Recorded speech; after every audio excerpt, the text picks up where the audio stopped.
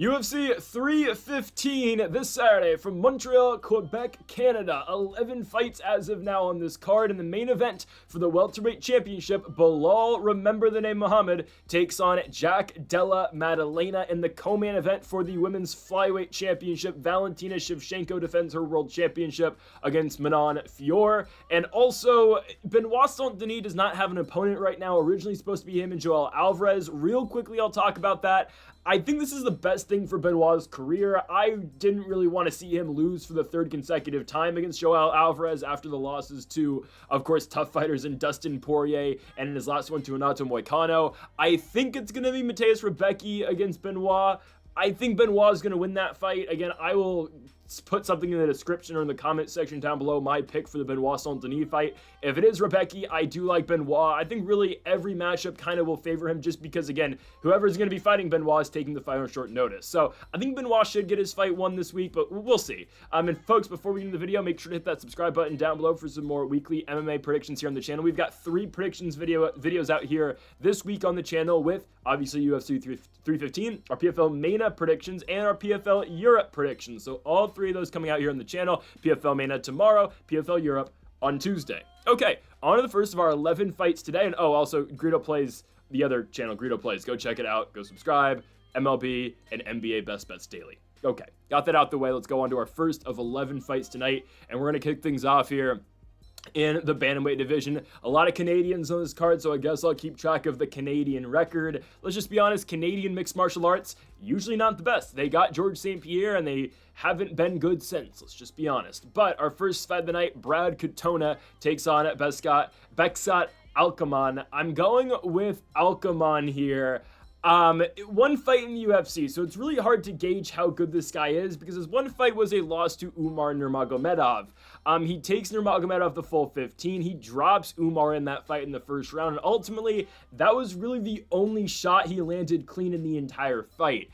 I'm going to fade Katona here just because, one, he's Canadian, I'm just going to be honest, and the second run of the UFC for him has just been mid. Let's just be honest. 2-2 runs so far in the second run of the promotion. He wins the Ultimate Fighter after beating Cody Gibson, who just lost again to Damone Blackshear. But anyways, Katona then fights Garrett Armfield, loses, beats Jesse Butler after that, but that's unimpressive, and then loses to John Matsumoto in his last fight by unanimous decision.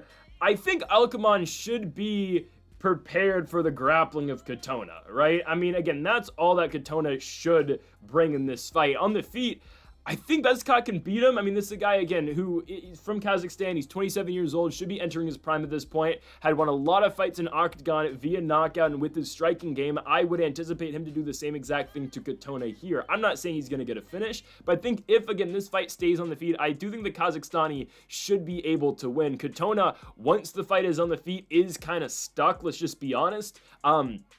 He's not a great striker. Yes, he can do it, but better strikers obviously are going to beat him up there, like Matsumoto, like Garrett Armfield in those fights. Again, Katona, really resulted into just wrestling, and when he couldn't get those takedowns or couldn't keep the fight on the ground, he was getting beat, right? His 2 wins. The Cody Gibson fight actually was a really good fight in Boston, but I'm not expecting Cody Gibson to outstrike anybody, so who cares about that? The Jesse Butler fight, he outwrestles Jesse Butler and outstrikes Jesse Butler, but again, Butler, let's just be honest, I hate to say this, he's not UFC caliber. Okay, he's just not a UFC level fighter. So honestly, I'm okay with this here with Almakhan to win. I wouldn't play it, I'm going to be honest with you, just because he is unexperienced in the promotion, right? One fight and it's against a top 5 guy in Nurmagomedov. Didn't get finished though. Again, I think that gives us a lot of confidence that Katona is not going to submit him, right? I mean, Umar had the fight down for 12 minutes. It was like, I guess it's Beksat's Al Iaquinta performance, let's say, right? He goes the full distance, doesn't get finished, and hopefully, again, we're not putting too much into that. And again, he lost 30-26, don't get me wrong. But if he was able to go that long against Umar Nurmagomedov, I don't think Brad Katona should offer him too much of a challenge. I think the fight should remain on the feet after, again, the Kazakhstani stuffed some takedowns, and I'm expecting him to win this fight against Brad Katona by unanimous decision, starting the Canadians off 0-1. It might be a theme tonight. I'm just saying. Anyways, On to our second fight of the night, we go to a matchup between Daniel Santos and Jiang Li in the featherweight division. It is a short notice call for Daniel Santos, as originally this was supposed to be Jiang Li versus Gavin Tucker. I'll be honest, I was actually going to take Gavin Tucker, and I was kind of excited to get Gavin Tucker at plus money. It's just, he's the guy that just doesn't fight that often, and unfortunately here, he's not going to be fighting again. I don't know what the future holds for the Canadian Gavin Tucker. Anyways, Daniel Santos now takes on Jiang Li. I'm kind of split on this. I really am. You look at the odds.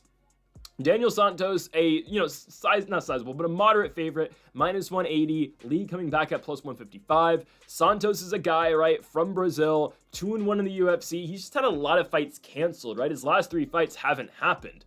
He's supposed to fight Daniel Marcos, who just lost yesterday to Montel Jackson for the first time. Santos withdrew. He was supposed to fight Said Nurmagomedov. He withdrew from that fight at UFC 308. He was supposed to fight Davey Grant. He had to withdraw from that fight in April. So it's interesting, Santos is finally getting back in the octagon, but his fights in the UFC so far have actually been pretty impressive, I thought. The John Castaneda fight was a really good fight back in October of 2022. Back and forth war, each guy drops each other, there's some wrestling involved, but ultimately, Santos wins the fight via knockout. And then his next fight, he beats Johnny Munoz, a guy that he's supposed to beat, let's just be honest, but Santos outgrapples him and he outstrikes him at the same time. I mean, there is a good mix of the striking and the wrestling out of a shoot-the-box guy, obviously, in Daniel Santos. Now, you look at Jiang Li, a road to the UFC guy. I don't know how to determine how good the road to UFC guys are, because we've seen a mixed bag with these guys so far in the UFC 100%. But Lee, right, since winning on the road to the UFC in the finale to Yiza, he beats Blake Bilder by unanimous decision. It's a fight that he was a slight favorite in. He gets that he wins that fight, out-wrestles Bilder, outstrikes him at the same time. But the Hyder Emil fight was one-way traffic, and sure, the fight only lasted 1 minute and 5 seconds, and hell, Hyder Emil is coming off the win over the undefeated UFC product in William Gomez in his last one, but Emil goes right through him. Lee had no response. He gets cracked early, and obviously then, Hyder Emil closes the distance and eventually finishes the guy. So I don't really know where to put Jiang Li. That fight was on Lemos Janjihoba, which was last summer, so it's been a while.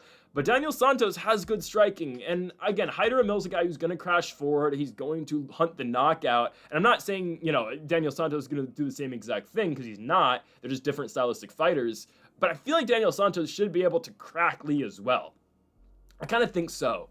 I think he should win in the striking exchanges.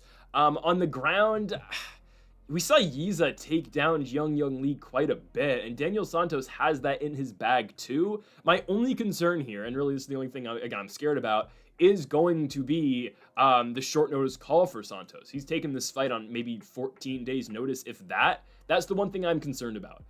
But the way I'm seeing this fight, I think Santos, I don't think he blitzes early, but I think he starts to catch the Korean Tiger, Jiang Li, pretty early in this fight. And I think he should be able to knock him out in the first round. If it gets past that, halfway through second round, marker, I'd be a little bit concerned. I don't know. I think Santos can bank the first 2 rounds, though. I like the striking out of this guy. I like the grappling, too. Lee's going to be the bigger fighter. He's going to have 6 inches of reach on Daniel Santos, but I'm really not too concerned about that. I think Santos should be able to win. Everything from me points to a Santos victory. Again, the only concern, though, is is taking this fight on short notice. I am still going to go with him. I think Santos will win the fight I'm going to go first round knockout. Again, I think he's going to catch Lee coming in. I think he's going to start cracking him. And again, this is a guy who can get into a firefight with you, as you saw in his fight against Castaneda. I think he should win this. He did lose to Julio Arce in his first fight back in April of 2022, but that's been so long ago at this point. It's just he's not very active. He's like Montel Jackson. These guys don't fight that often. But Santos has been trying to get in there. He's just, keeps getting injured. But I'm going to take him to win this fight by first round knockout. Give me Daniel Santos. Next up, we go to a matchup here between Marc-Andre Barriault and Bruno Silva. I could be mistaken here, but I think the UFC last night on the Iowa card, they were promoting this fight as the Fight Pass headliner. Okay. Okay. I mean, it's the final fight on Fight Pass, I guess, on this card between 2 guys who are 0-7 in their last 4 fights. Well, 4 fights for Bruno Silva, last 3 fights for Marc-Andre Barriault. Someone's got to win, and someone's getting cut. Let's just be honest, right? So there's another Canadian on this card. No Canadian in our last fight, right? Because Daniel Santos is filling in for the Canadian Gavin Tucker. I don't know if the Canadians are going to get on the board here, guys. I like the plus money value a lot here for Bruno Silva. I do. Just because I watched Marc-Andre Barriault get knocked out by Dustin Stoltzfus. That can't happen. I'm just going to be honest. That cannot happen. In his home country, I don't know where he's from. I think he's from Quebec. So now he's in his home province, right? But he lost in Edmonton, Alberta in his last fight. He gets dropped and knocked out by Stoltzfus. The only reason he's still in the UFC is likely because they are coming to Canada here. And Bruno Silva, this is a guy now who's lost 4 fights in a row. At one point, this guy was undefeated in the UFC, taking on Alex Pereira in the Apex. And now, since that fight, he has dropped 6 of 7, with the only victory being Brad Tavares, an outlier. But since that Tavares win, he's lost to Brendan Allen. He loses the decision to Shara Magomedov. He gets poked in the eye a million times by Chris Weidman and loses. And then Ismail Nurdayev beat him by unanimous decision. I think we see a striking fight. I don't think we're really expecting any wrestling out of either guy. I know Bruno Silva is not going to go in there and wrestle. I highly doubt Powerbar in Marc-Andre Barriault will either. And I think Bruno Silva is going to knock him out. I still believe Bruno Silva is a better striker than Marc-Andre Barriault. I've never been high on Marc-Andre Barriault. I've never thought he's been all that great. I remember when this guy first came to the UFC, got popped for roids, and he came back, won a couple fights. Marc-Andre Barriault has never beaten a really good fighter in the UFC. I'm serious. I'll go over every single one of his 5 wins right now, okay? Abu Zaitar, no. Dalcha Lugiambula, couldn't even finish him. Jordan Wright, the Beverly Hills Ninja. Julian Marquez, Eric Anders. Anders is the best win, but that is a, 36-year-old Eric Anders? At the time he beat him, 36-year-old Eric Anders. This guy's coming off 3 straight losses, a split decision loss to Chris Curtis. That wasn't a split decision. Chris Curtis won that fight fairly easily, I thought. Joe Pyfer knocked him out. Stoltzfus knocked him out. Again, I can forego the Curtis and Pyfer losses. I mean, those are solid guys. You're getting knocked out by Dustin Stoltzfus, who's a grappler. Nah, that can't happen. I don't know how Marc-Andre Barriault is a favorite. I get it, Bruno Silva's lost 4 fights in a row. Compare his losses, though. Allen, Shara, Weidman, Nurdayev. Marc-Andre Barriault, again, sure, Curtis and Pyfer. Bruno Silva's never lost to anyone as bad as Dustin Stoltzfus. Stoltzfus is a guy who's 3-5 in the UFC now, never knocked anybody on the promotion, and he knocks out Marc-Andre Barriault. No. Bruno Silva's going to beat this guy, and he's going to knock out Marc-Andre Barriault in the first round. So Canada's going to 0-2. I don't have anything against the 51st state, but, I don't think Marc-Andre Barriault is that good. I think Bruno Silva is going to catch this guy a lot. He's the better striker in this matchup, and I'm taking the Brazilian to win. I'm going Bruno Silva by first round knockout here over Powerbar Marc-Andre Barriault. Next up, we move to a matchup between Navajo Stirling and Ivan Erslan in the light heavyweight division. I don't believe there's any Canadian reference to either of these guys in this fight, if I'm not mistaken, because I know Navajo Stirling is a city kickboxing New Zealand guy through and through, if I'm not mistaken. I don't think there's a connection for Ivan Erslan. There might, but this is a Croatian, if I'm not mistaken. Yes, Croatian. He trains in Croatia, so yeah, there's just a New Zealander versus a Croatian fighting in Canada. Okay. Why does the UFC never go to any European country anymore other than France or England? Just what happened? They used to go to Russia. They used to go to Poland. What are we doing? They went to Denmark once. Anyways. Navajo Stirling versus Ivan Erslan should be the easiest fight to pick so far in this card. I'm going Navajo Stirling. Now, I wasn't incredibly impressed with Navajo Stirling's last fight. I thought he was going to run right through Tuco Tacos. He didn't. Well, he did. He won every single minute of the fight. I just thought he was going to get a finish. And, the commentators on that Tampa card last year were raving about the fact, oh, look how tough this guy is. Tokos, man, he can take all these punches. He's always in the fight. Sure. It's like how they praise Anthony Smith for having a lion heart. Oh, wow, he never goes down. Like, oh, whatever. I think Navajo Stirling will beat Ivan Erslan. Erslan's last fight, he couldn't pull the trigger on the feet. Ion Cutelaba was beating him to the punch. He tried to wrestle some, and he was successful in the 3rd round. He won that 3rd, but on the feet, I thought it was close. I think you can make the case Erslan definitely wins, I'm not going to lie. I just think Navajo Stirling's the much more all-around polished fighter. He's only 27 years old. He's a CKB guy, but CKB is seeing some success right now, honestly. And I think he's going to be quicker than Erslan, right? Erslan, an 0-1 guy in the UFC, right? But it's a guy now who's lost 3 out of his last 5 fights. And I get it. Those fights are in KSW for the light heavyweight championship over there. But still, that does mean something, right? He's lost 3 of 5 going into this one. And Stirling is massive for the weight class. Erslan's a big light heavyweight in his own right, but Navajo Stirling is 6 feet 4 inches tall and has an 80-inch reach. He will have 8 inches of reach on Erslan. I don't want to entirely make the comp to Carlos Ulberg, but I will. I'm concerned he's going to become kind of like a Carlos Ulberg, where he's got the finishing potential, but he just doesn't do it because he can stay at range so much, because he can fight a technical kickboxing fight, and because he can just outpace you the entire fight. Because, again, early in Ulberg's UFC run, it was kind of kill or be killed for him, right? He would go out there, he'd swing. That's how he eventually lost to Kennedy Nzechukwu in his first fight. But that's all. Ulberg was really entertaining early in his UFC run. Now, sure, he's right there for the belt at this point. He's a fight away, but I think that really what we got out of his fight against Jan Blachowicz was this guy's boring, he sucks, and a lot of people, including myself, thought Blachowicz should have got the nod. Anyways, I'm kind of concerned Stirling's going to kind of become that, because let's be honest, guys, what really entertaining prospects come out of CKB? Aaron Tao? You know, he's not even a prospect. He's got like 9 losses. That guy's fun, but, you know, there are really no, like, you know, kill or be killed guys anymore at CKB. Dan Hooker, but he's not a prospect, right? I mean, any guy coming up, I don't know. Maybe that's an unfair assessment of CKB.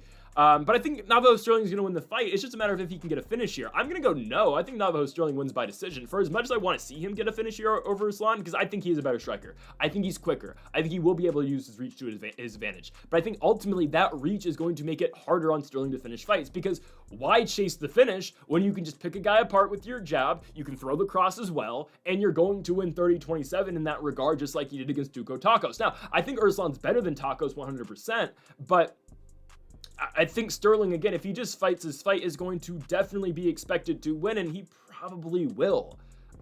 I wasn't impressed with that Erslan performance against Cutelaba. I would expect him to wrestle some more, but this is a guy who will get cracked. You know, I don't think he's better than Navajo Stirling. I don't think so. And this is a former KSW champion, but at 33 years of age, he's coming off a lost 3 of 5 at this point. I think his best chance to beat Navajo Stirling will be to grapple, but I don't think that's going to happen. I think Stirling should be able to fight off a lot of those takedowns. We saw Tuco Tacos, wrestle a lot, and Stirling did stuff 6 of the takedowns, right? I mean, Tacos did land on 3 of them, but really never had Stirling on his back for that long, except for a little bit in the second round.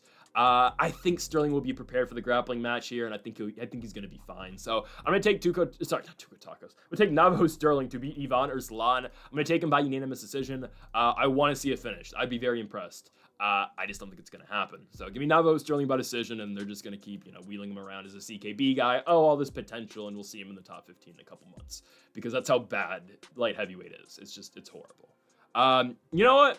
I want to see him fight Min Young Jung. That might be too quick of a step up, but you create a super prospect with that, man. No, it's too soon. He needs to fight like Cutelaba or Modestus Bukauskas, because here we go. These 2 guys are fighting. I'm serious. Yeah, the winner should just fight. I think this is great. Yeah, the winner of Modestus Bukauskas should fight Navajo Stirling. That's a great step up. Or if you want to build him, give him the loser. You could give him the loser here.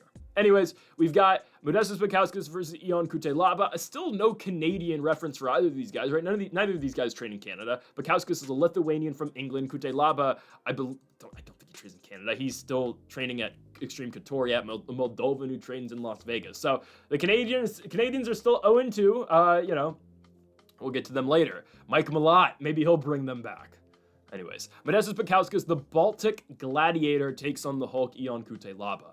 Bukauskas has been really good in the second run in the UFC. 1 loss to 4 wins, and the 1 loss was to Vitor Petrino, who, remember at one point in time, we thought that guy was going to be really good, and then he got fraud checked by Anthony Smith, and he just got knocked out by Dustin Jacoby. Yeah, Vitor Petrino's a fraud, I'm just going to be honest. Bukauskas, though, in the second run's been really good. 4-1, right, after winning the Cage Warriors Championship. He comes back, he beats Tyson Pedro, he beats Zach Panga, loses to Petrino, but then back-to-back wins by finish by 3rd-round arm triangle choke over Marcin Prokniau, and Rafael Corquera, he knocks him out in the first. I've been very, very impressed. with the second Bukauskas run. He's been really good. We have picked him, basically, we picked all his fights right in the second run with the exception of the Tyson Pedro fight. The other 4 we've got right on. Actually, I picked Victor Petrino to knock him out in the second round exactly. So we've been pretty good with Bukauskas picks. This is a guy, again, I won't say kill or be killed. It's just he does get tagged quite often, let's just be honest. But at the same time, Bukauskas throws. He's a good striker. And he's got some power, right? He's going to get tagged. He can wrestle too. Like Marcin Prachnea was beating him in that striking fight a couple of fights ago for him, but ultimately he got the takedown, was able to grapple, and was able to get a submission.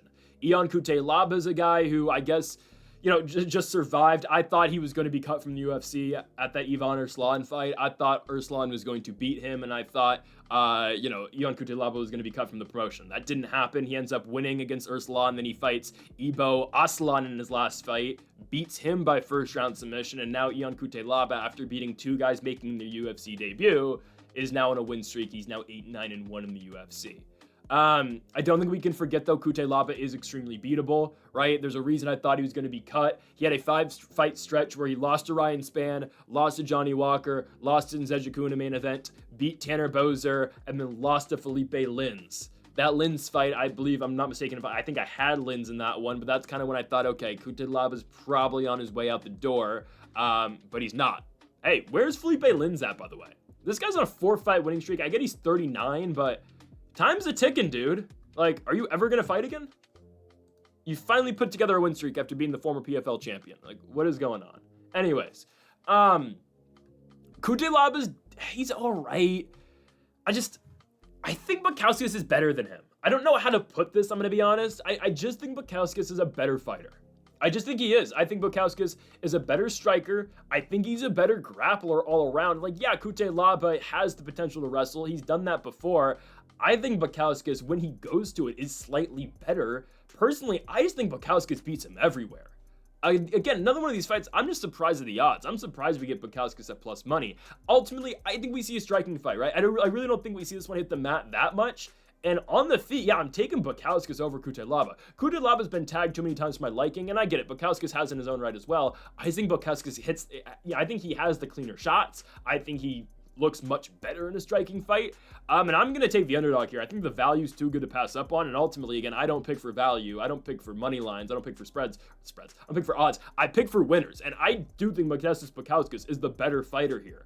I think, again, we're putting too much into Cutelaba beating 2 guys, and I get it. Erslan and Aslan had, you know, extensive resumes outside the UFC. I get that. We're putting too much, though, into those Cutelaba victories, in my opinion, right? Bukauskas has been putting together victories, back-to-back finishes. I get he was fighting Rafael Corqueta in his second fight in the UFC, but, you know, came out there. He was a big favorite. He did exactly what he needed to do, went out there and chased the finish. I think, personally, we're going to see a firefight. I think it's going to be a war for as ever long as it does last. And personally, I'm going with Modestas Bukauskas to knock out Ion Cutelaba, and I think he's going to get it done in the very first round. We move on to our next fight, and we go to our feature prelim at this point. I don't know, again, if Benoit Saint-Denis is eventually going to get a fight. I think he's going to. But as of now, this would be the featured prelim, and the first fight on the main card would be Mike Malott versus Charles Radtke. We'll get to that next. But first, a matchup in the women's flyweight division. Can Jasudavicius finally get the Canadians on the board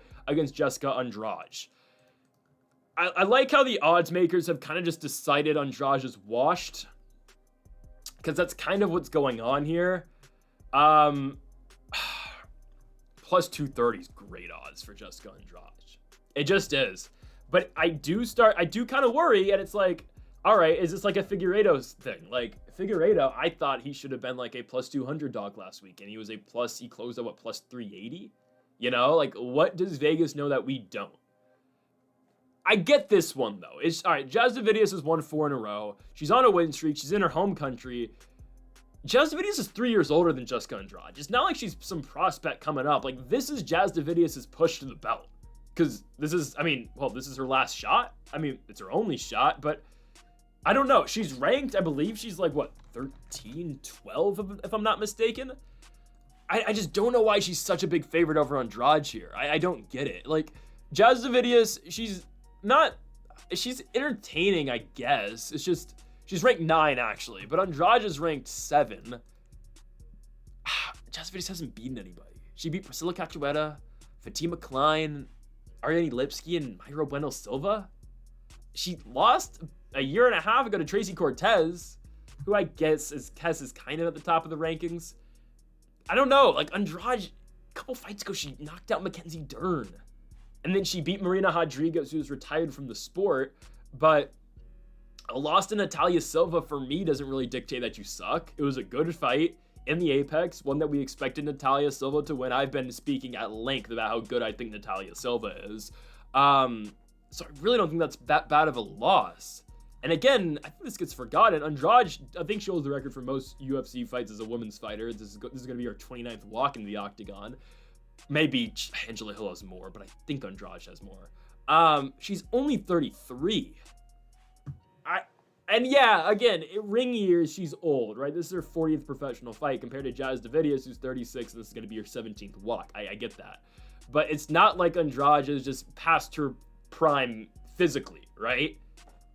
That's all I'm saying with that. Hesitantly, I'm going Jasudavicius, but I wouldn't play this at all. There's no reason to. She should not be anywhere near minus 280. I'm just going to be honest with you. Where does Jasudavicius have a key advantage? I think it's on the ground. I mean, I think we can look back and look at like the Valentina Shevchenko fight. We can look at the Tatiana Suarez fights and say, okay, right, like, you know, if you're able to get Jessica Andrade down, you can hold her down, you can dominate down there, right? Shevchenko eventually won the fight via a crucifix TKO. You look at the, Erin Blanchfield fight, she submitted Andrade as well. Tatiana Suarez subbed Andrade, right? The potential for that is there. And Andrade's last wins, right? Dern, I mean, that's always been the problem with Mackenzie Dern. She can't get takedowns. She's not very good at fighting, but it is what it is, right? She couldn't get takedowns against Jessica Andrade. Andrade dropped her 4 times, but ultimately, right, Dern wasn't able to get a takedown. She lost. Marina Rodriguez actually got out grappled in that fight by Andrade, right? But good grapplers, and I don't know if I want to put Jasudavicius in the category of a Erin Blanchfield, of a Valentina Shevchenko, of a Tatiana Suarez, but grapplers like that will be able to put Andrade on her back and dominate the fight that way. So I think Jasudavicius should win. Again, my problem with this fight are the odds. Jasudavicius should not be minus 280 and Andrade should not be plus 230. It just shouldn't. I don't know where Jasudavicius's peak is in the sport. Is it top 5? I think it is. But honestly, and I've always had to think, like, I don't know how good Jasudavicius is. Because the fights she's lost are Natalia Silva and Tracy Cortez. I've never really considered Jasudavicius as a top 5 fighter, but she's going to get that opportunity next. I think she's probably going to fight Rose Namajunas next. That's the only fight that kind of makes sense. She could fight the loser of Grasso and Natalia Silva, but it'll probably be Rose Namajunas. That sounds so Apex main event. It probably will be. But I don't know. I've never really thought of her as a serious contender. And I won't think of her as that either if she beats Andrade, because, yeah, if you have somewhat of a grappling credential, you will beat Andrade. And I think that's what Jasudavicius will do. I think she'll beat her by decision. But I wouldn't play this at all. I think there's a definite... Jasudavicius will get tagged. She will. Right? I don't want to say she's going to get tagged. She will get tagged, but she gets hit, right? Like, Tracy Cortez hit her a lot, right? You look at even Ariane Lipski had some success striking as well. So I think she'll beat Andrade, and Andrade does not have the power she once possessed. So I think Jasudavicius wins, but I'd completely stay away from this fight. Give me Jasmine by unanimous decision. We move on to our, for now, first fight in the main card. The Canadians are back. Jasudavicius got them on the board. They're 1-2 now. And we go to our 4th Canadian on the card. Proper Mike Malott takes on Charles Radtke. I would imagine Charles Radtke might have something to say to the Canadian fans after the fight if he gets booed. That's all I'm going to say. You know, that's how Charles Radtke is. But Mike Malott here and Charles Radtke in the welterweight division for now opens up the main card. Okay. I think Mike Malott should win, right? I'd be surprised if he didn't, right? I mean, this is a guy who, you know, at his best can be really good. I think, you know, we always get stuck on the fact that he lost to Neil Magny, but he has won a fight since. He fought in Edmonton, Alberta, and he beat Trevin Giles by unanimous decision, okay? It's a fight Malott needed to win. It wasn't impressive.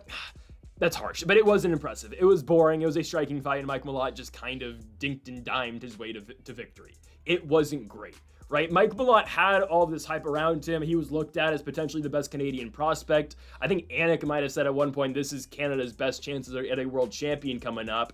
that's probably, for as much as this is going to sound weird, Jasudavicius is likely their best chance at gold just because she fights at 125 and she's a woman. Let's just be honest.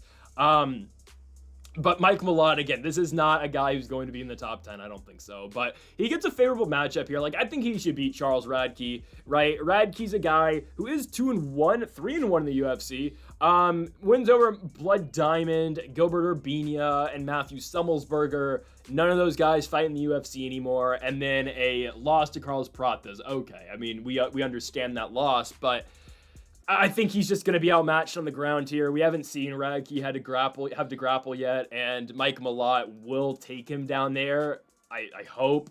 You know, Malott gets another chance, right, on a pay-per-view main card as of now in front of his hometown crowd, right? Well, I don't think he's from Quebec. He's from Ontario. I don't know my Canadian geography. I don't know where the hell Ontario... Actually, no, I do know where Ontario is. Actually, I think Ontario and Quebec are right next to... or Montreal are right next to each other. Or Ontario and Quebec, I think. Right, because like Quebec's above North Dakota and Montreal's above Quebec's over like North Dakota and Ontario's like above New York, I think. Anyways, regardless, right, I think Malott's going to win this fight. I think he should be able to grapple Radtke. On the feet, I don't like his chances. You know, I don't think, again, Malott's not this, he was never really considered a super prospect, but he was never like, he's not this uber great prospect that we thought he was at one point. He's 33 years old, all right, time's a ticking, buddy. Like, you got to start winning fights and you got to start climbing the ranks. He splits at Niagara Top Team and Alpha Male, if I'm not mistaken. I think his primary camp is in Sacramento with Uriah Faber. It is what it is. You know, there's some decent guys there. I think Malott should win this fight on the ground. I don't think he's going to get a sub, because Radtke actually isn't that horrible. This is a guy who's a pretty decent striker in his own right, 3-1 in the UFC, but again, you look at those victories. Actually, I don't know if Summelsberger is still in the UFC or not, but I know for a fact Urbina and Blood Diamond aren't anymore, and those are guys, again, we'd expect Radtke to beat. Again, Radtke's no slouch, he's solid, but in a fight like this, I would just expect Malott to get the victory. So I expect Malott to wrestle. I think that's where he has the clear advantage in this one. On the feet, yes, I do think Charles Radtke is better, but I think Mike Malott does win a grappling fight in this one, and I think he's just gonna have to try to bank a victory in Canada, because his last performance, man, January of last year against Neil Magny, that was disgusting.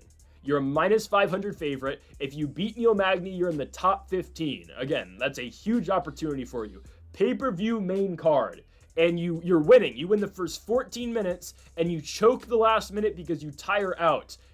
Finish the job this time, and make your way back into the top 15, or get a chance to crack the top 15. I don't think Malott screws this up. I think he beats Chuck Buffalo, Charles Radtke, and I think he gets it done by unanimous decision. Give me Mike Malott to win, as I guess we open the main card. That's likely still a featured prelim, but it's a great spot for Malott too. You're on a featured prelim. That's leading into the pay-per-view. That's on ESPN. So many eyes are watching that. I think Malott picks up the victory by wrestling Charles Radtke.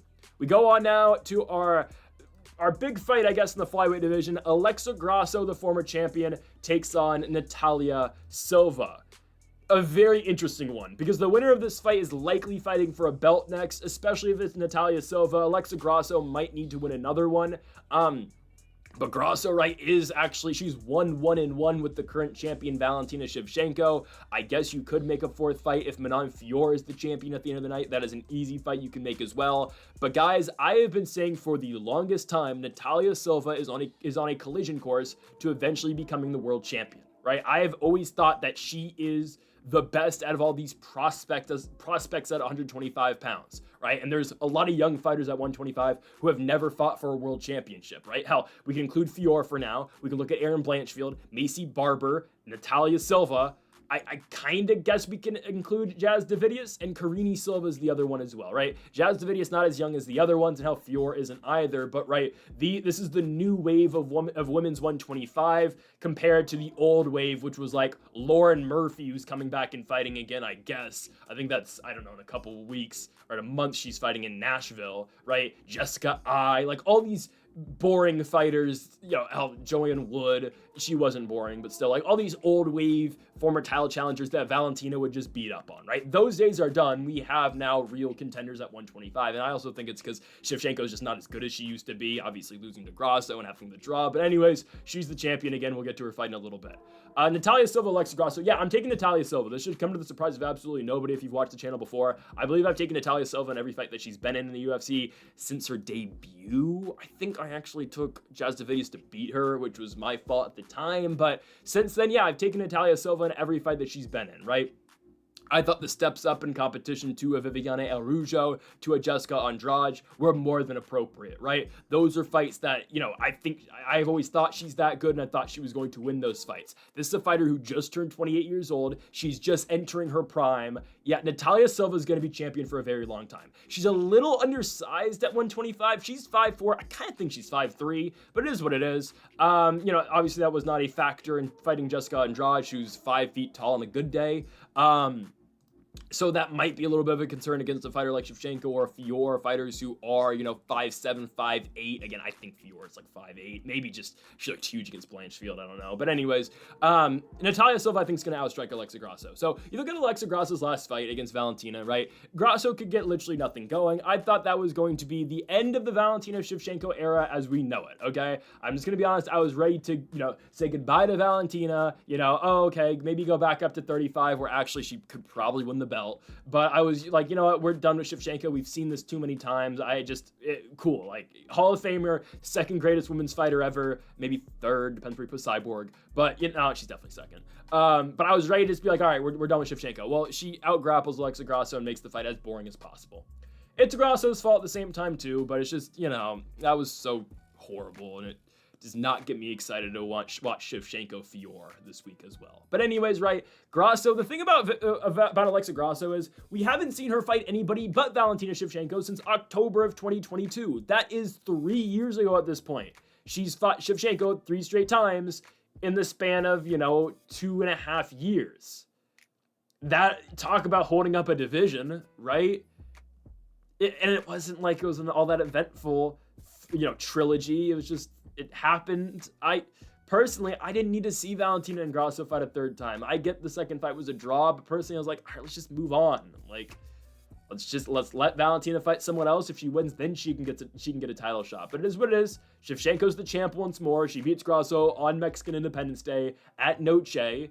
But again, my thing with Grasso is we have not seen her fight anybody else since the El Rougeau fight, where she looked good in a 5-round main event.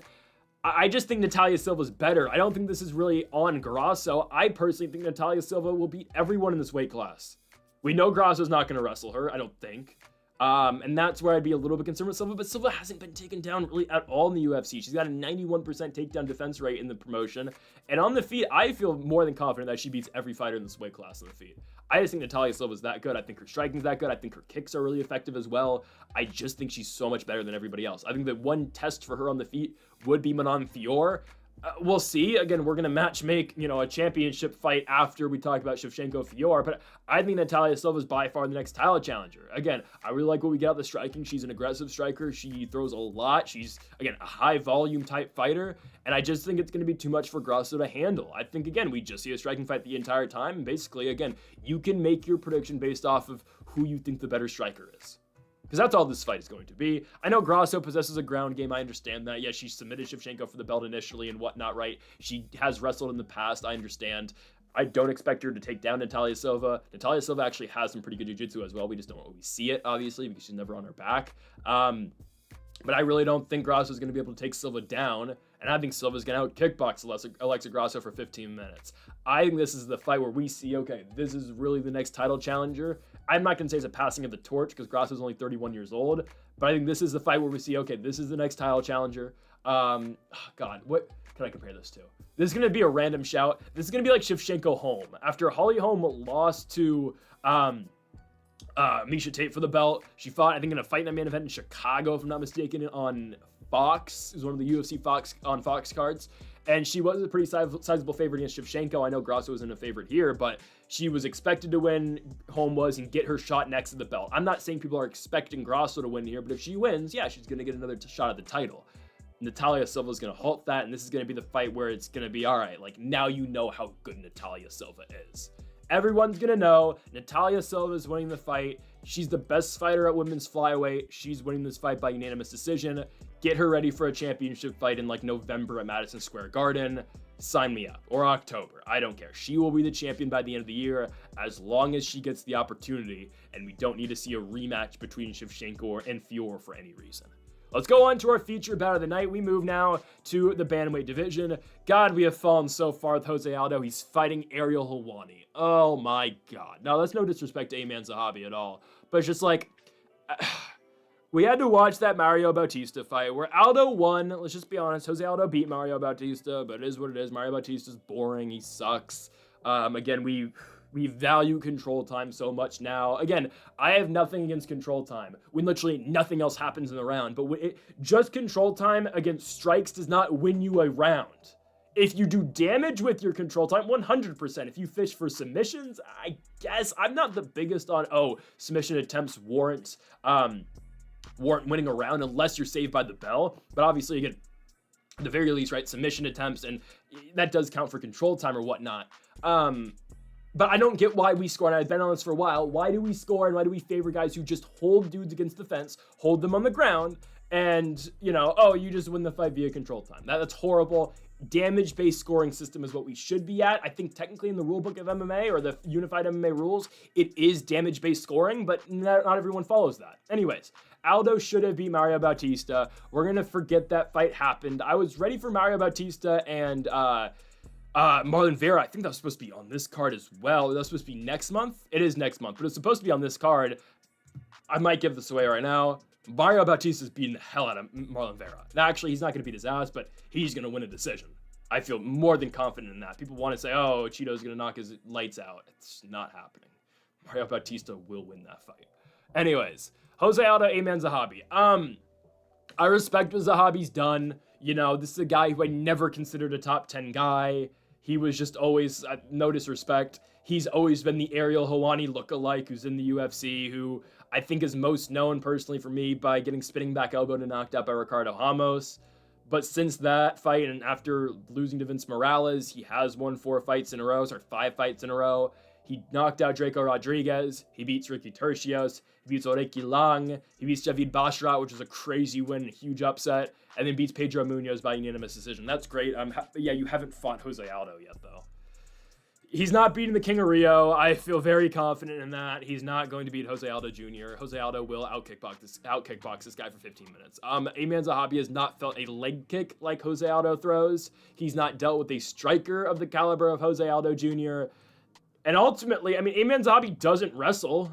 He just doesn't. This is a guy, again, 14% takedown accuracy rate in the UFC. That's not to say, again, that he's not capable of it, but that's just not what Zahabi does. So we're not going to see wrestling. You're telling me he's going to out-kickbox Jose Aldo? I don't care. Aldo's, 38 now? He should be fighting again. By the way, Aldo should be fighting big-time fights. He should be fighting top names. He should be fighting guys who are fun fights. Guys, he's beat Marlon Vera before, by the way, and I think he's ranked lower in the rankings than Marlon Vera. Yeah, Aldo's 11, Marlon Vera's 7. He's beat Marlon Vera before. Rob Font, he's beat him too. He's ranked 8. Why is Aldo 11? What I want to see, Aldo's going to win. Give him Davis and Figueiredo. Do it in Brazil. Do Brazil versus Brazil. I don't care. Do it in a fight night main event. Do it in Rio. And then get Aldo back in the top 5 now. Aldo will beat Figueiredo in 2025. I hate to say this, guys. Figueiredo's probably done. Being a title challenger. Being a top contender. He's probably done. I don't know how long he's going to be out for. If not, give him Rob Font again. I'm serious. Give him Rob Font again. And let Aldo beat Rob Font again. He should not be fighting number 14 ranked Ayman Zahabi. Guys, the UFC, I could see this. Aldo wins and they make him fight Montel Jackson or Marcus McGee. I could 100% see it. They say, you know what? Go fight one of these guys. Aldo could be fighting Henry Cejudo right now. Oh, man. I think he beats Zahabi, right? Again, I just think he's a better kickboxer. This is a levels fight. Losing to Mario Bautista does not mean you're washed. Look at the Aldo fight against Jonathan Martinez. He shows he still has it. The leg kicks are absolutely nasty. Aldo will 100% win this fight. Hey, guys, his only losses in the last 5 years are Piotr Jan Merab and that bullcrap loss to Mario Bautista. Jose Aldo Jr. is more than fine here. He will beat Ayman Zahabi, and he will win the fight by unanimous decision. We move on to our co-main event for the flyweight championship, the women's flyweight championship of the world. Valentina Shevchenko takes on the challenger, Manon Fiorot.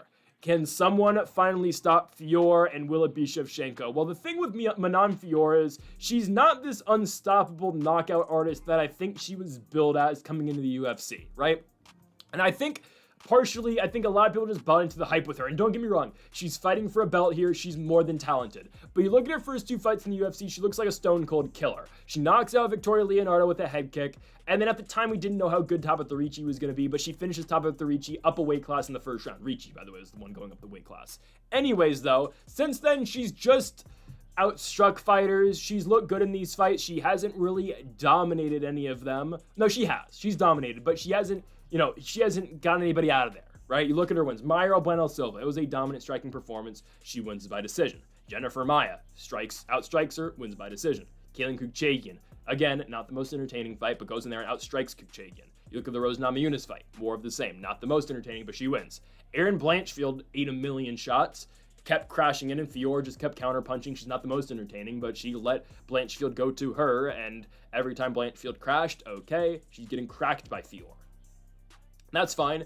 Fiorot doesn't really get taken down. She's got 93% takedown defense rate in the UFC. Erin Blanchfield tried. She couldn't get it done. So, Manon was just a way better fighter in that spot. That's fair. I think she is just in general better than Erin Blanchfield. I think Blanchfield is still fairly young in the sport. I think she's going to be fine eventually, I think. But in this fight, I'm going Valentina Shevchenko. I'm going Shevchenko to beat Fiorot. I just think Shevchenko is an all-around much better fighter. Manon Fiorot hasn't seen a wrestler like Shevchenko yet. Because, guys, when Shevchenko wants to wrestle, like you saw in her last title fight against Alexa Grasso, she will wrestle. And she doesn't care how boring the fight's going to be. She will wrestle you, and she'll put you on your back the entire fight. That's what Valentina can do, right? Taila Santos, right? Taila Santos was beating her on the feet. Shevchenko was, in the end, got the takedowns, right? And eventually outstruck her as that fight went on. But look at the Andrade fight, right? Shevchenko, look at the Lauren Murphy fight. Shevchenko's grappling, and I don't want to call her Greco because I don't think that's what she trains, but her upper body stuff is really good. It is, She's able to find ways to get fights in the match. She's a Tiger Muay Thai fighter, but Shevchenko's always had this thing where she trains in a million different camps. I remember a long time ago, she used to train, I think, in, what is that? I don't know what that Providence is over, is it over, like, Maine? I think she was training there once. I don't know. Shevchenko, her and her sister have always just moved from camp to camp. I don't know where specifically she's at now. I think she's still training at Tiger Muay Thai. I have no idea, though. But, again, you're going to get good striking out of Shevchenko. I don't think Fiorot's able to dominate her there, I'm going to be honest with you. Yeah, we saw Grasso beat her, but I don't know. Shevchenko still wrestled really well in those Grasso fights, and I think she'll do the same against Fiorot personally. I think Fiorot's a little overhyped. I just think she is. Her run is good, I'm not going to lie, but Rose Namajunas in 2023, I don't rate that all that well. Kuchagian, I just don't as well. Jennifer Maia, Mayra Bueno Silva has never been all that good. Erin Blanchfield, I think Shevchenko's better. I think this is a levels fight personally. I think Fiorot's going to win rounds. I think she's going to win kickboxing or just boxing straight up against Shevchenko in rounds, but I think Valentina ultimately will get the better of her. I think Shevchenko looks to the grappling. I think she finds ways to get this fight down. I think that's ultimately where she dictates how this fight is won. So yeah, I'm going Valentina Shevchenko by decision. I don't think Fiorot has been in there with a fighter like Valentina, and on top of that, okay, it's one thing to go 5 rounds against Erin Blanchfield, and Erin Blanchfield that you knew, wasn't going to take you down, a fighter that, couldn't really hurt you striking, let's just be honest. Valentina can hurt her striking, right? Valentina is a threat to take her down. Valentina is physically stronger than Erin Blanchfield and a better overall... Blanchfield's got better jiu-jitsu, but a better wrestler I think Shevchenko can be. And ultimately, I'm going with Valentina Shevchenko to win the fight. I don't know if it's... I think it is a levels fight. I think it is. And I'm surprised Shevchenko's an underdog right now. I could be... Maybe I got the odds wrong. Plus 135 for Shevchenko. I could have sworn that she was an underdog for this fight. No, I'm pretty sure she is an underdog, which I don't really understand again. But regardless, we're going to take Valentina here. I think she dictates this fight on the ground. And I think, again, your grappling makes your striking better. I think she switches it up, and I think Valentina Shevchenko is the all-around better fighter than Manon Fiorot, and she's going to win this fight by unanimous decision. We move on to our main event in the welterweight division. Belal, remember the name Muhammad, is now a minus 245 favorite against the plus 200 underdog in Jack Della Maddalena. Interesting spot. It is. It's an interesting spot because this was supposed to be Shavkat Rakhmonov, and now it looks like Rakhmonov has kind of messed his shot up to fight for the belt. He likely needs to win another fight to get a championship opportunity. Jack Della has skipped the line. It has been said if Della Maddalena wins this fight, he is going to be on a pay-per-view card in Australia, and I think August or September. If he loses, they're just going to do a fight night in Australia in July, so a lot of pressure on JDM here. Della Maddalena, his last win is Gilbert Burns. That's the fight that gets you a title shot, I guess. Gilbert Burns had a lot of success wrestling JDM. He did. And yeah, you couldn't hold him down the entire time, but, you know, there were moments where Gilbert Burns was really winning through the grappling. What does Belal Muhammad do? He wrestles, and he wrestles, and he wrestles. He's one of these guys. He's just a cardio freak. He reminds me, honestly, that Belal Leon Edwards performance, again, I've said this before, this was everything that we thought Colby Covington was going to do to Leon Edwards. That's everything that a prime Colby Covington would have done to Leon Edwards. Belal right now fights like that prime Colby Covington. I'm serious. He does. He's foot on the gas, always in your face. His striking has gotten so much better as he's gone on with his UFC run. He's going to wrestle JDM, and he's going to get JDM back against the fence, and he's just going to give him a lot of problems.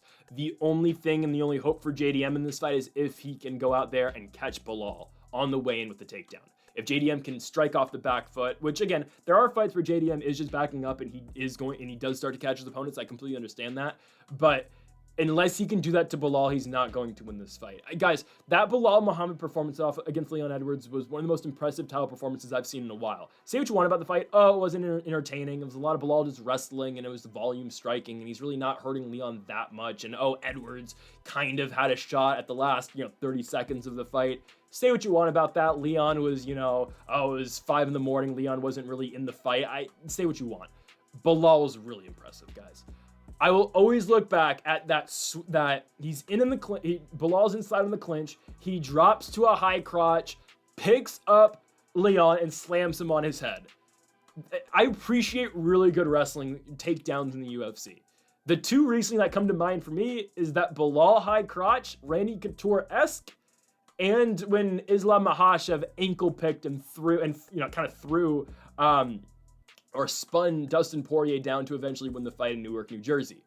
Those moments really just stand out to me. I mean, and again, Belal's was really impressive. Again, dropping the high crotch and dumping Leon straight on his head. But that's what Belal is going to do to you. He's going to pressure you. He's going to be in your face because, again, he is always throwing something. Belal is always throwing that jab out there. He's always closing distance. And sure, is he always landing that jab? Is that jab all that significant? No, not all the time, sure. But Belal is always going to be there. Belal is always throwing something at you, and it just makes it really difficult, I think, personally. So I think Belal is going to beat Jack Della Maddalena. I think he's going to. I think he's going to stay in Jack's face the entire fight. I think he's going to wrestle him. I look again at what Gilbert Burns did against JDM, right? Again, Gilbert Burns did not win that fight, but Gilbert Burns did wrestle Jack Della Maddalena. He went 7 for 11 on takedowns in that fight. He was always not always in his face, but he was always throwing something and always grappling that entire fight. That gave, again, JDM a lot of trouble. And that's really the only guy. Guys, look back at the Basel Hafez fight. Basel Hafez, I get it was kind of short notice for Della Maddalena, but Basel Hafez wrestled JDM a lot and gave JDM some problems. Sure, he goes 3 for 20 on his takedowns, but there were problems had in that fight for Jack Della, and now you put him up against the best wrestler in the weight class, against a guy who potentially has the best cardio and stamina in the weight class as well. I just don't think it's going to go very well for him. Again, Jack Della's best chance is going to be to catch Belal Muhammad coming in. If he can do that, there's a chance. I really think there is.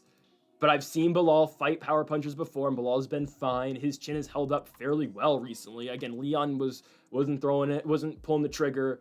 Gilbert Burns really couldn't, pull the trigger against him either. Wonder Boy couldn't either. But still, again, Belal really limits the damage. Belal goes in there. He finds ways, again, to not get hit and really not get affected by a lot of those shots thrown his way. And ultimately, Belal Muhammad has been very successful in the style of fight that he fights. Again, I'm more than impressed from what Belal does. I think Belal's actually got a really underrated striking game. Again, that's not where he's going to beat Jack Della Maddalena.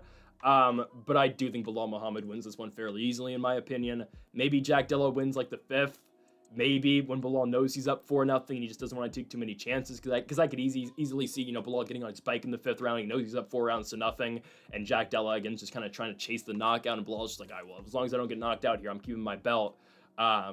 I think Belal wins this easily. I'm going unanimous decision here for the world champion. Belal, remember the name Muhammad. What happens next? I don't know. There's a chance. Again, Islam goes up. And if that happens, expect Belal Muhammad to go up. Belal's made it very clear he doesn't want to fight Islam Makhachev. I think Belal values that friendship and training camp a lot more than Islam does, I'm going to be honest. I don't think Belal wants to fight Islam. I think Islam doesn't really care who's up at 170. He wants to fight for the belt. So again, if if Islam kind of ducks Ilya, let's just be honest, it doesn't want to fight Topuria. Topuria can just fight Oliveira or Gaethje, whoever at 155 for the belt, or an Arman Tsarukyan, probably not. Islam comes up. He likely fights Shavkat for the vacant championship. Likely, I would think, or maybe an Ian Gary. No, it'd be Shavkat. And then Belal goes up to 85. Probably just gets the winner of Dricus du Plessis and Khamzat Chimaev. Can't really go wrong there. I would like to see Islam Makhachev, who's the world champion at 155 pounds, just fight Ilia Topuria. It's the second biggest fight the UFC can make right now, behind Jones Aspinall, which just seems like it's never going to happen at this point. But yeah, give me Belal, remember the name Muhammad. I think he really can I think he gets in Jack Della's face the entire fight. I think the jab's going to be huge. It's really going to affect what Della Maddalena is able to do. And I just don't think Muhammad's going to give him any time to breathe in this fight. I'm going Belal, remember the name Muhammad, winning this fight 4 rounds to 1, 49-46, and still world champion Belal Muhammad. So folks, thank you all for watching our UFC 215 predictions here on the channel. Make sure to hit that subscribe button down below for more. Make sure to leave a like if you did enjoy the video. Make sure to comment if you do disagree with any of the picks. We'll be back tomorrow for our PFL Mena predictions, and on Tuesday with our PFL Europe predictions. And we'll be back next week as well for another UFC Fight Night card in the world-famous Apex. Gilbert Burns, Michael Morales in the main event. Folks, thank you all for watching. Make sure to hit that subscribe button down below for more. And Mamba forever.